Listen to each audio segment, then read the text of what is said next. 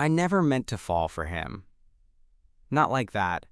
It started the week Alex moved in with us. He was my best friend's younger brother, fresh out of college, no job yet, and according to Nathan, between places. Nathan asked if Alex could crash for a few weeks while he figured things out. I said yes without thinking twice. I mean, it was his brother. What's the worst that could happen? Well, a lot, apparently. I hadn't seen Alex in a couple years. The last time I did, he was still in that awkward post-high school phase. Braces, acne, and a voice that couldn't decide what octave it wanted to sit in. Back then, he was just Nathan's annoying little brother. But when he showed up at our front door, duffel bag slung over his shoulder, I barely recognized him. "Dylan, right?" he said, smiling like we were old friends. "Thanks for letting me crash," I blinked. Yeah, of course." He looked different. He'd grown into himself. His jaw was sharp, his smile effortless, and his hazel eyes had this calm intensity that made me forget what I was doing for a second. He was tall, broad-shouldered, with that lean, just-out-of-college athletic build. His hair was messy in a good way, like he barely tried, but somehow always looked good.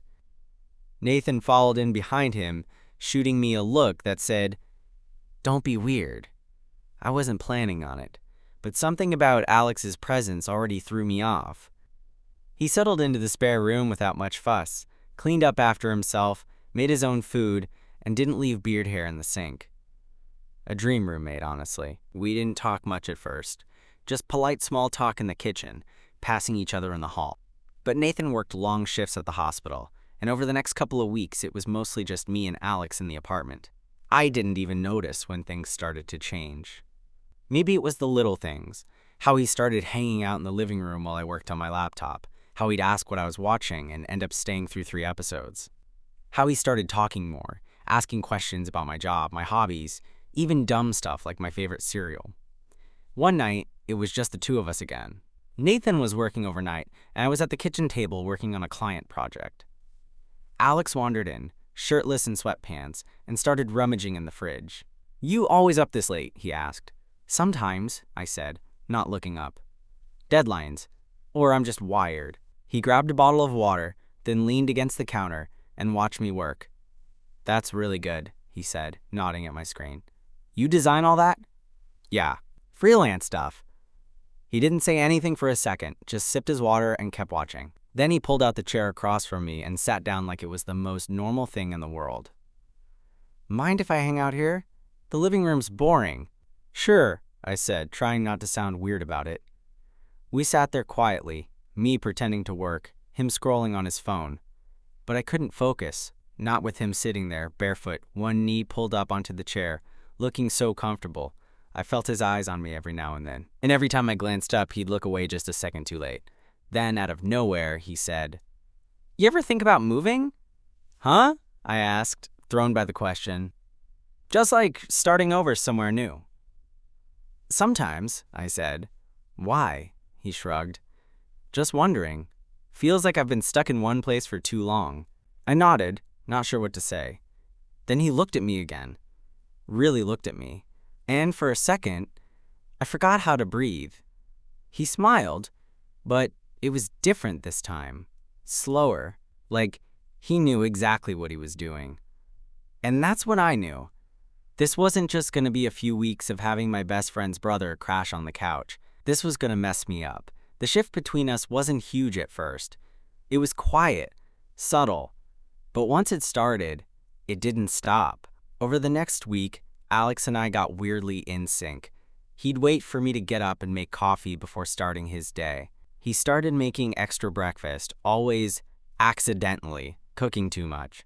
Then he'd shrug and say, "Want to help me finish this?" like it wasn't planned. And I started saying yes every time. The weirdest part was how easy it became. We'd sit across from each other at the kitchen table, eating scrambled eggs and toast like we'd done it for years. Sometimes we wouldn't even talk much. Just eat in that quiet, comfortable silence that only happens when you're around someone who doesn't need to fill the space. But even in the silence, I felt it. That tension. I couldn't tell if it was all in my head, or if he felt it too. Maybe I was just lonely, or bored, or desperate for any attention that wasn't coming through a glowing screen. And then came that night. It was late, past midnight. Nathan was out again, another double shift. I was curled up on the couch, watching an old movie on my laptop, when Alex wandered in, shirtless again, in those same gray sweatpants that hung dangerously low on his hips. He didn't say anything, just dropped down on the other end of the couch and threw a pillow into his lap. "What are we watching?" he asked. I hesitated. "You really want to watch Practical Magic right now?" He smirked. "I'm secure enough in my masculinity to watch Sandra Bullock summon ghosts." I chuckled, hit play again, and tried to act normal, which was hard because he kept shifting, stretching, getting comfortable in ways that pulled my attention away from the screen every damn time.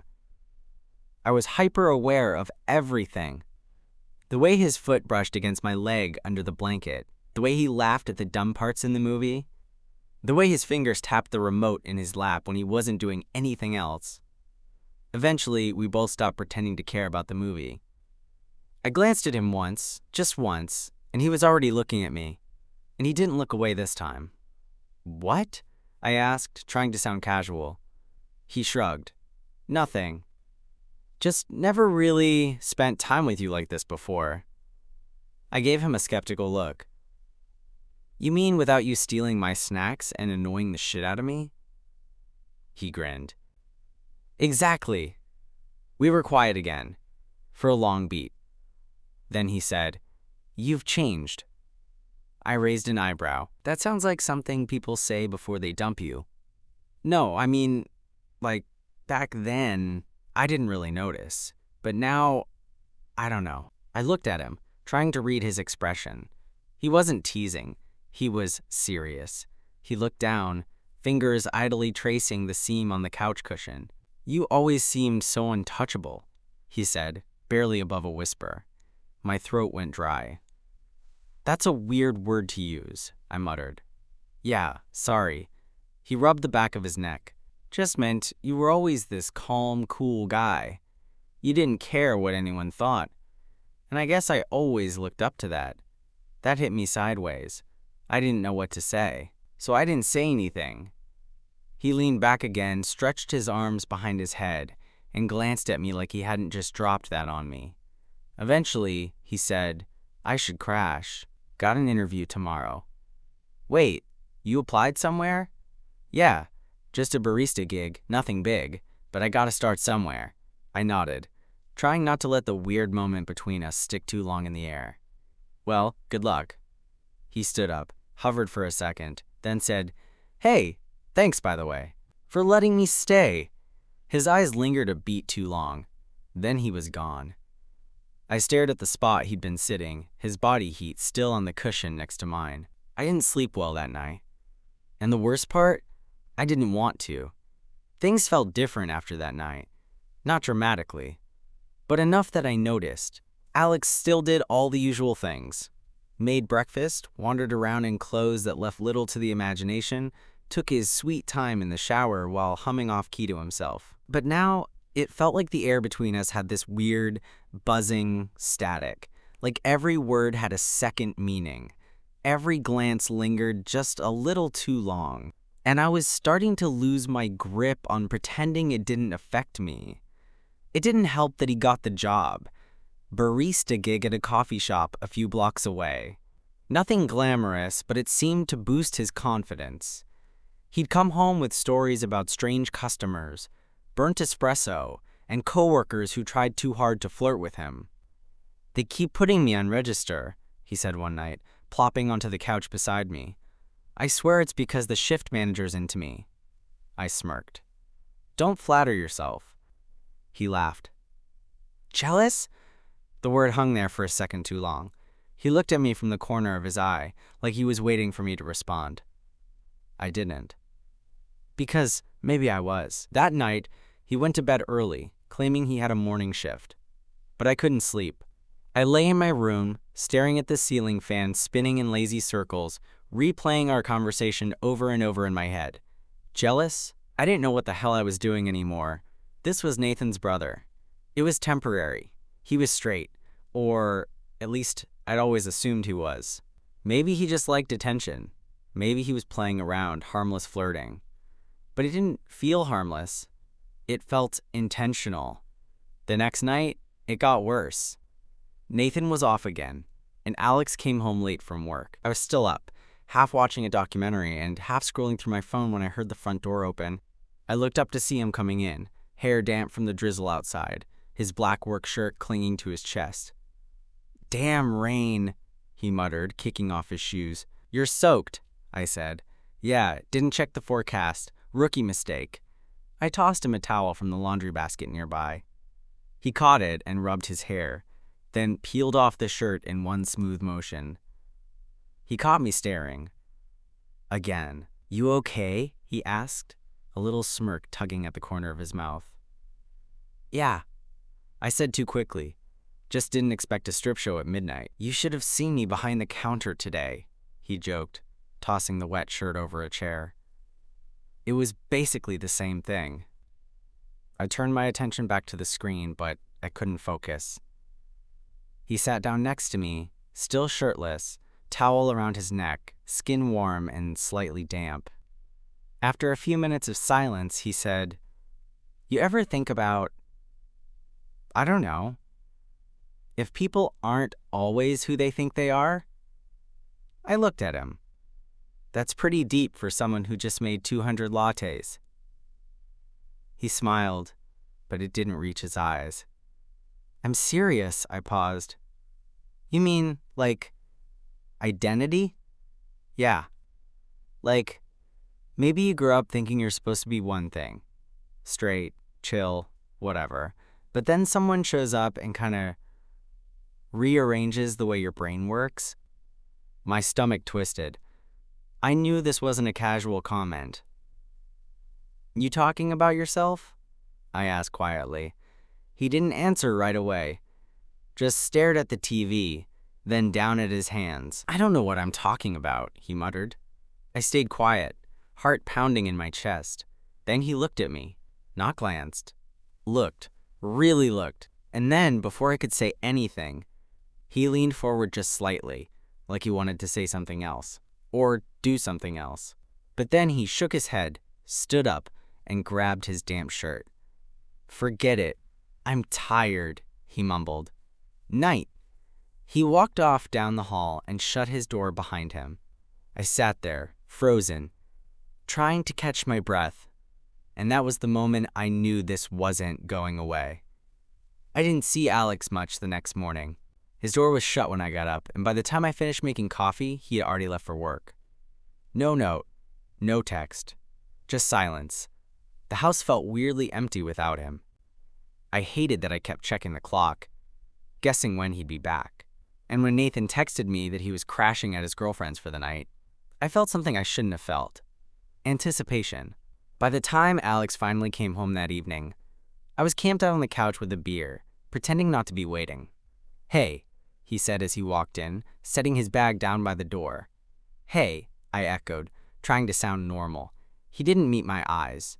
Just walked straight to the kitchen, opened the fridge, and pulled out a water bottle. His shoulders looked tense, his usual ease gone. I stood up and followed him in. "About last night," I started. "Forget it," he said quickly, turning around. I was tired, talking out of my ass. "No, you weren't." He didn't respond. Just stood there, arms crossed over his chest, leaning against the counter. His jaw was tight. "I meant what I said," I added quietly. That got his attention. He looked at me, his expression unreadable. Then he let out a short breath, half a laugh, half frustration. "You have no idea how confusing this is," he muttered. I took a step closer. "Try me." He stared at me for a second, then shook his head again. "You're Nathan's best friend. I've known you since I was like 13. This is not how this is supposed to go." "And yet," I said, "here we are." He laughed again, but there was no humor in it. "God, you make it sound so easy." "It's not," I said honestly, but I stopped pretending it wasn't happening a long time ago. He was quiet for a beat, then finally whispered, "Me too." There it was, out loud. He looked scared the moment he said it, like the words had escaped before he could stop them. So I did something I'd been wanting to do for days. I stepped forward, slowly, testing the air between us. And then I reached up and touched his face, just a light brush of my fingers against his cheek. He didn't flinch, didn't pull away. His eyes closed for a second like he was bracing for impact. Then he leaned into the touch, just a fraction, and opened his eyes again. And we stood there like that, frozen, breath shallow, hearts pounding, until he leaned in and kissed me. It was hesitant at first, soft, like he was scared I might pull away, but I didn't. I kissed him back, and everything fell quiet. The world outside disappeared. There was just his hand on my waist, my fingers in his hair, the way our mouths moved like we'd done this before, even though we hadn't. It wasn't rushed. It wasn't sloppy. It was careful. When we finally pulled apart, he kept his forehead resting against mine, both of us catching our breath. "I've wanted to do that since the second week I got here," he whispered. "Yeah?" I murmured. "Yeah," he said, then chuckled. "I kept waiting for you to figure it out." "I did," I said. "Eventually," he smiled. "So now what?" That was the question. Because even though we'd crossed a line, the world outside the kitchen hadn't changed. Nathan was still his brother. This was still temporary. And we still had no idea what we were doing. We didn't talk about it the next morning. Not because we were pretending it didn't happen, but because something about it felt too fragile to name yet. Like if we put words to it too soon, it might break. Alex made breakfast like usual. Eggs, toast, coffee. But everything between us was different. The way his knee nudged mine under the table and didn't move. The way his eyes lingered a second longer than necessary. The way my skin still buzzed from where he'd touched me the night before. I caught him looking at me more than once. But instead of looking away, he just smiled, quiet, secretive, and it made my chest ache in the best way. The house felt like it was holding its breath. And then Nathan came home. It was early evening when the front door opened and he walked in, tired and distracted, tossing his keys onto the counter. "Smells like toast," he mumbled, heading for the fridge. Alex and I were in the living room, sitting a little too far apart on the couch, both of us suddenly pretending to care deeply about the game show on TV. Nathan didn't notice, or if he did, he didn't say anything. He grabbed a soda and flopped into the armchair, rubbing his face. "God, I hate doubles." Alex shot me a quick glance, then said, "Rough shift?" "You have no idea," Nathan groaned. "2 kids puked, someone clogged the urinal, and some idiot tried to steal a wheelchair." I chuckled. "You sure know how to pick a career." Nathan flipped me off without looking. It was the first time in days things felt normal again. But beneath it, there was something new, something unspoken. Later that night, when Nathan went to bed early, I found Alex in the kitchen, standing in front of the sink, washing a glass slowly like he needed something to do with his hands. I stepped behind him, close enough that I could see the tension in his shoulders. "You okay?" I asked. He nodded. "Yeah, just feels different now with him home." "Yeah," I said. "I know." He turned around and leaned back against the counter. "What are we even doing?" I didn't answer right away, because honestly, I didn't know. "I don't have a label for it," I finally said. "I just know I don't want it to stop." Alex looked at me, and his eyes softened. "Me neither." That night, we didn't kiss. We didn't even touch. But the silence between us was loaded with meaning. It was like we were building something, slowly, one quiet moment at a time. The next few days passed in a weird haze of routine and tension.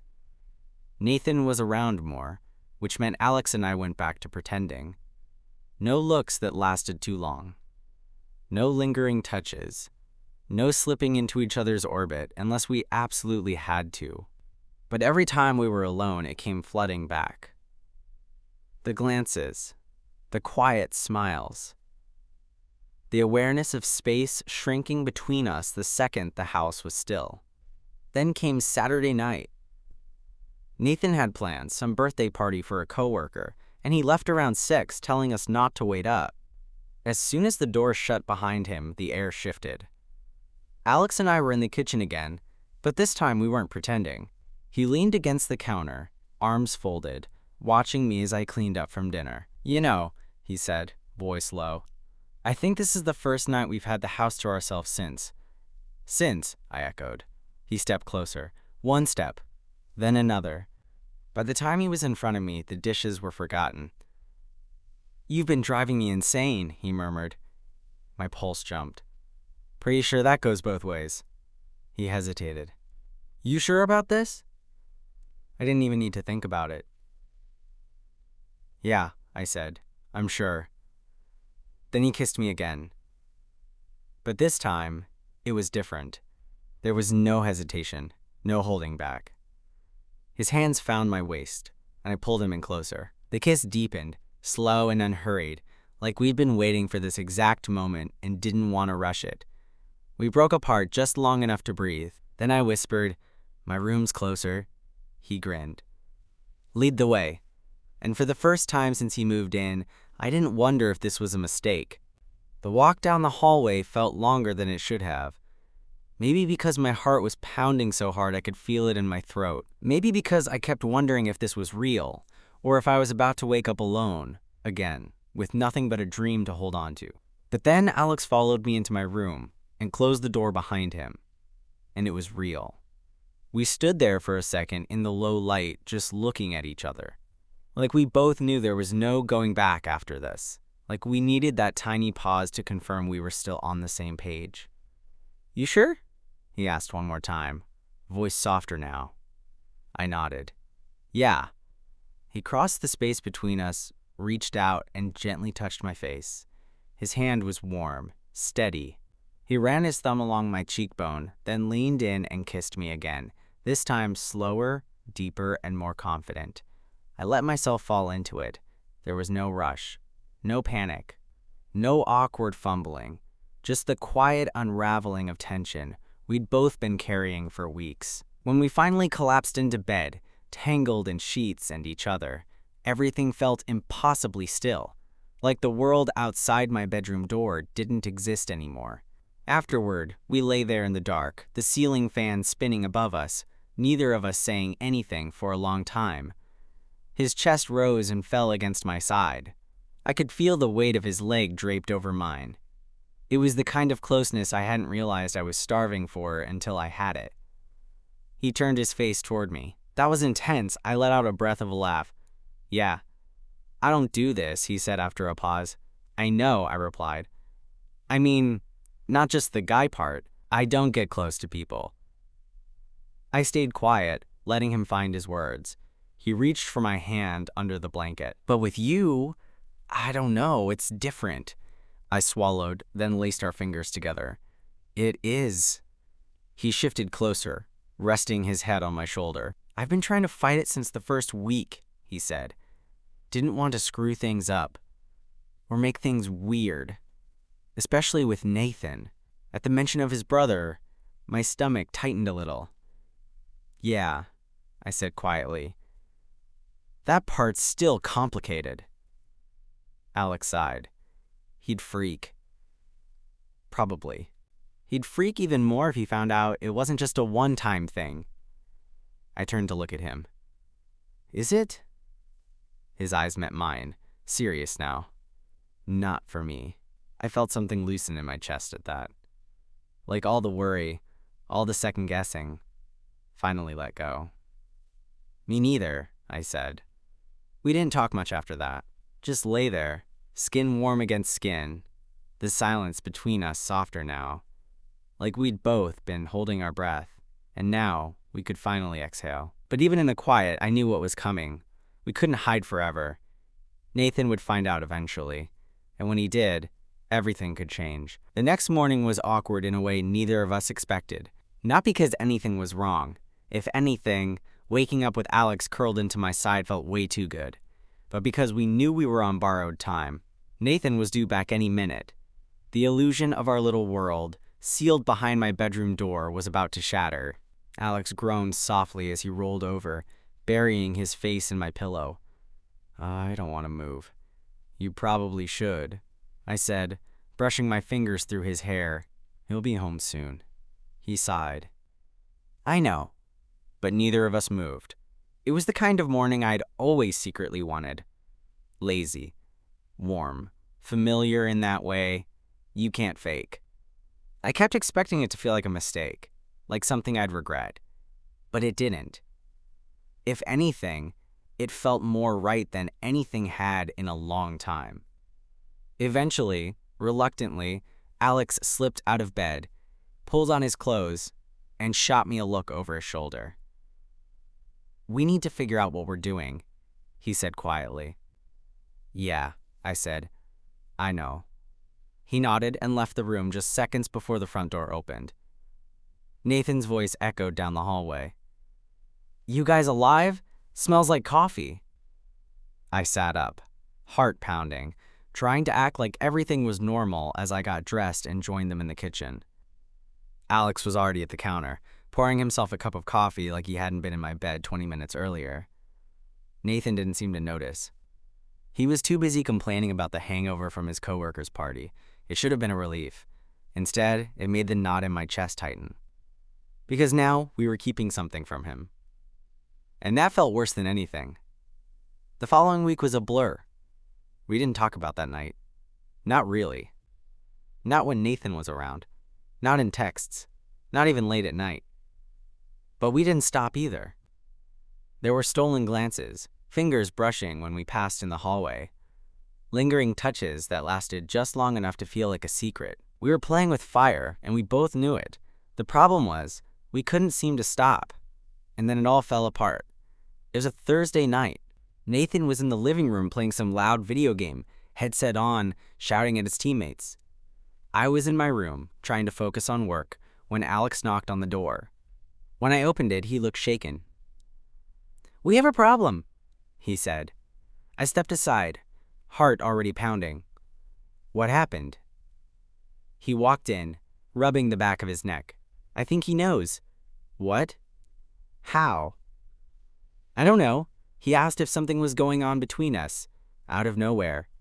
I didn't say anything, but he was looking at me like he already knew." I sank onto the edge of the bed. "Shit." "Yeah." We sat there for a minute, both of us frozen. Then I said, "Do you want to tell him?"